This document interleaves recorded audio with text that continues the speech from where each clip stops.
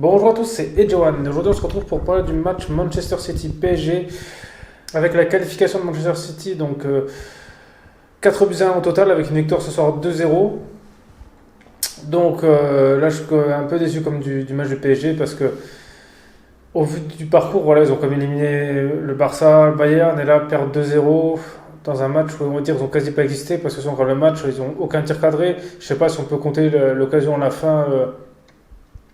Quand Neymar il passe à Marquinhos, hein, même s'il garde la trappe, mais pour moi c'est pas vraiment un tir cadré.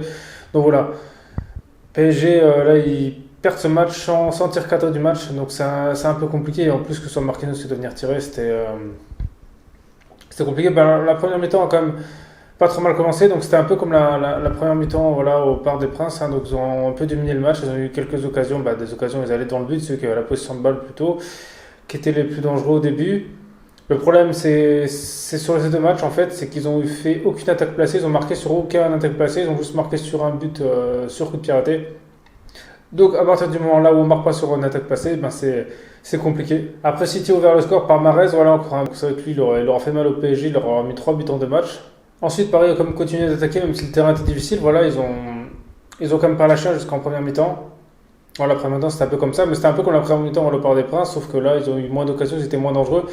Au Parc des Princes, ils étaient plus dangereux. Là, il n'y a pas eu d'occasion vraiment nette. En deuxième mi-temps, ben, là, malheureusement, je trouve qu'ils sont un peu relâchés et ils ont pris un deuxième but voilà, sur une contre-attaque. Et c'est encore Mahrez voilà, qui l'a marqué, donc voilà, c'est une contre-attaque. Donc voilà, c'était un but assez simple. Donc voilà, un joueur qui va sur le côté gauche, qui fait une transversale sur le Mahrez à la droite, et puis voilà, tout ça de Navas, il peut pas.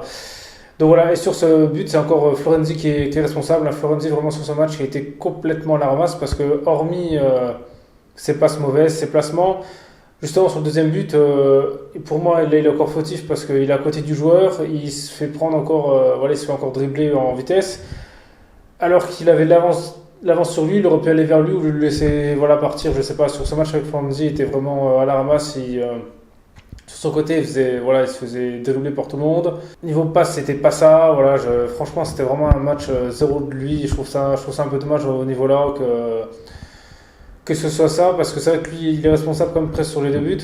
Mais bon, après, on peut pas tout lui mettre sur le dos parce que le reste du match, franchement, c'est Paris a vraiment pas été sont fait manger collectivement. En fait, pour moi, c'est ça sur son match qu'ils le perdent.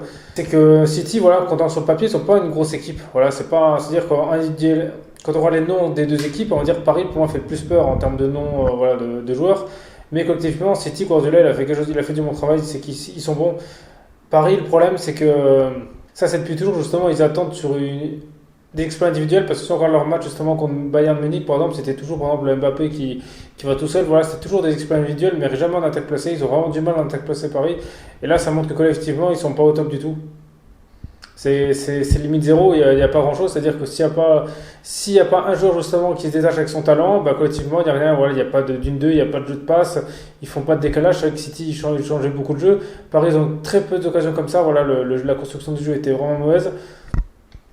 Voilà, c'est encore un match où les gens vont tomber sur Neymar, mais bon, pour moi, Neymar, on peut pas lui en vouloir parce que Neymar, il peut pas être partout, il peut pas être devant derrière. C'est vrai on l'a souvent vu justement derrière aller récupérer les ballons ou même aider défendre et aller se relancer, mais le problème, c'est que s'il fait ça, et ben malheureusement, il perd de l'énergie, donc devant, il est un peu moins efficace, il peut pas être partout. Alors c'est ça le problème, alors c'est que Neymar, voilà, il a quand même faim, il a quand même envie de gagner, et ben malheureusement, on va encore lui reprocher que voilà, il a pas fait, mais le problème, c'est que s'il va pas chercher les ballons derrière, il n'y a personne qui lui donne. Collectivement, il n'y a rien du tout.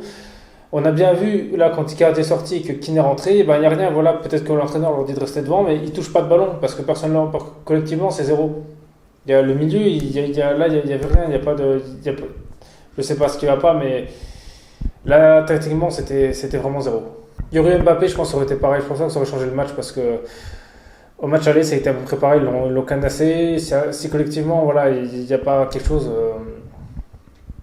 Ça va pas, les seules fois où ils étaient aux occasions, c'est quand il y avait de l'espace et des contres. En plus, justement, City, on laissait beaucoup d'espace tout le match et ils n'en ont pas profité. C'est ça qui m'a aussi étonné, c'est qu'il y avait vraiment moyen de faire quelque chose. Il y avait la place de faire des choses, mais non, il n'y a pas eu. Aussi, le carton rouge pour Di Maria était comme sévère parce que c'était pas quand même un gros geste anti-jeu. Je veux dire, normalement, il n'y a pas le droit de toucher au visage, tout ça. Là, il lui marche un peu sur le pied. Pour moi, ok, c'est vrai qu'il n'a peut-être pas à faire ça, mais comme rouge, voilà, c'était pas super violent. Il aurait pu peut-être un carton jaune et le rappeler à l'ordre. Parce que dans ce cas, quand Kimpembe a pris un grand coup de coude, il aurait pu avoir penalty, sifflé, il n'y a rien eu. Andinho au début de match, voilà, il était hyper agressif, il n'y a rien du tout.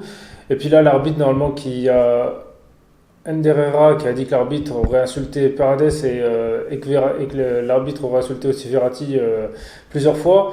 Ça aussi, si c'est vrai, parce que ce serait possible que ce soit vrai, parce que justement, Verratti, on lui a posé la question, il ne l'a pas dit lui-même, donc c'est possible, c'est vrai. Et Herrera, je pense pas qu'il le dise voilà, par mauvais pardon, parce qu'au final, ça change rien que l'arbitre insulté, ça change rien sur le match, mais c'est possible. On a bien vu récemment qu'il y avait une histoire avec les arbitres, et ce serait bien d'un côté de dénoncer ça, parce que si l'arbitre, justement, il a vraiment insulté les joueurs, ce serait quand même honteux, parce qu'eux, ils n'ont pas le droit de le faire. Et si eux le font, voilà, c'est pas normal. Après maintenant, voilà, il va falloir qu'il y ait les preuves. Mais voilà, ce match-là était compliqué parce que de toute façon, voilà, l'arbitre là, ça se voyait qu'il aime bien mettre les cartons. À la fin, il les a distribués à l'appel. Donc voilà, après, vous dites-moi ce que vous avez pensé de ce match. Voilà, c'est des choses que j'ai pas dit, vous n'êtes pas d'accord avec moi. Voilà, ce que vous pensez aussi du parcours du PSG cette année en Ligue des Champions. Donc voilà, en tout cas, merci à tous d'avoir regardé cette vidéo. C'était Edge One. On se retrouve très vite pour une prochaine vidéo.